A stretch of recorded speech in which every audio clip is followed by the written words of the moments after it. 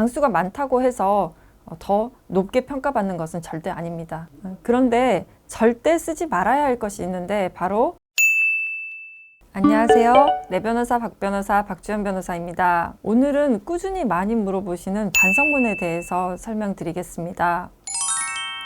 형사 재판을 받거나 아니면 수사기관에서 조사를 받을 때 범행을 모두 다 인정하고 선처를 구할 때 반성문을 작성을 해서 제출하게 됩니다. 이때 반성문을 어떻게 작성해야 되느냐 굉장히 많이 물어보시는데요. 물어보시는 것들이 반성문은 양식이 있는지, 그리고 수기로 작성해야 되는지, 지장을 찍어야 되는지, 몇 장을 써야 되는지, 그리고 몇 회에 제출해야 되는지, 어디에다가 제출해야 되는지 이런 것들을 많이 물어보시고, 또 사소하게는 반성문을 작성을 했는데 틀린 부분이 있어서 수정하려고 한다. 이때 화이트를 사용해도 되느냐, 이런 걸 물어보시는 분도 있었습니다. 아무래도 이 반성문이 반성하는 태도를 보여서 양형에 유리한 자료로 쓸 수 있는 것이니까 이런 사소한 부분까지도 조심하고 싶으신 것 같습니다. 먼저 반성문은 양식이 따로 없습니다. A4 용지에 제목으로 반성문이라고 쓰시고 바로 내용을 쓰시면 됩니다. 타이핑으로 쳐도 되고 수기로 작성을 하셔도 되는데, 수기로 작성을 하는 것은 아무래도 진정성 있게 보이고 싶어서 수기로 작성을 할 수 있고, 아니면은 깔끔하게 작성을 하고 싶다 그러면은 타이핑을 치시는 분들도 있는데요. 글씨를 크고 또박또박 그리고 깔끔하게만 잘 작성을 하면 수기로 작성을 하든 타이핑으로 작성하든 상관없습니다. 그리고 마지막에는 작성 날짜를 쓰고 이름을 쓰고 지장을 찍든 도장을 찍든 인감도장을 찍든 상관없습니다. 또 장수는 상관이 없지만 아무래도 읽게 하기 위한 것이니까 간단하게 핵심 내용만 적는 것이 좋을 것 같습니다. 장수가 많다고 해서 더 높게 평가받는 것은 절대 아닙니다.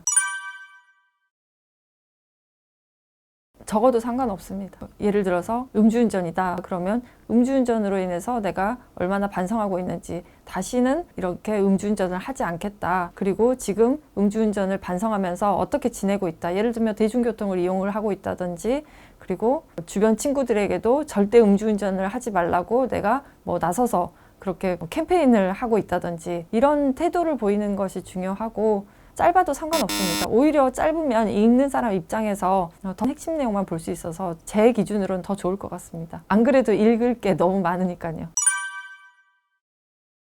사진 첨부해도 됩니다. 또 횟수도 제한은 없지만 저는 제 의뢰인에게 적어도 2주에 한 번 정도는 제출하는 것이 좋다고 조언을 드리는데요. 아무래도 진정성 그리고 꾸준함을 보여줄 수 있어서 그 정도가 적당할 것 같습니다. 그렇다고 해서 이게 정해진 건 아니라서 2주에 한 번, 3주에 한 번, 아니면 생각날 때마다 제출을 하시면 좋을 것 같습니다. 그리고 이제 또 무슨 내용을 쓰느냐가 중요하겠죠. 전체적인 취지는 내가 이 사건으로 인해서 얼마나 반성을 하고 있고, 그리고 다시는 같은 잘못을 하지 않겠다, 이런 취지이면 됩니다. 그런데 절대 쓰지 말아야 할 것이 있는데 바로 변명입니다. 특히 피해자가 있는 사건에서는 내가 범행을 했지만 피해자가 내가 범행을 하게 된 데에 그 책임이 있다라고 얘기를 하는 것입니다. 이것은 마치 내가 피해자를 폭행한 것은 반성하고 있지만 피해자가 맞을 짓을 했다, 이렇게 얘기하는 것과 똑같은 것입니다. 그러면 이걸 읽는 사람 입장에서는 반성하는 태도로 판단할 수는 없겠죠. 또 피해자가 없는 사건도 마찬가지입니다. 음주운전으로 재판을 받으면서 반성문에 내가 음주운전한 것은 정말 잘못을 했지만 대리운전 기사가 오지 않아서 내가 어쩔 수 없이 운전대를 잡았다, 이런 식으로 남 탓, 아니면은 상황 탓, 이렇게 다른 것을 탓하는 것은 진정으로 반성하는 태도로 보여지진 않을 것 같습니다. 또 글재주가 없어서 반성문을 못 쓰겠다 이러시는 분들도 있는데요. 판사님이 글재주를 보는 것이 아니기 때문에, 얼마나 반성하고 있는지를 보는 것이기 때문에 그런 것은 전혀 걱정하지 않으셔도 됩니다. 그래서 내가 얼마나 이 사건으로 인해서 반성을 하고 후회하고 있는지, 그리고 앞으로 이 사건을 계기로 어떻게 변화할 것인지, 그리고 지금 이 결과에 대해서 내가 어떻게 책임을 질 것인지, 이런 내용들을 위주로 해서 자유롭게 작성을 하시면 됩니다.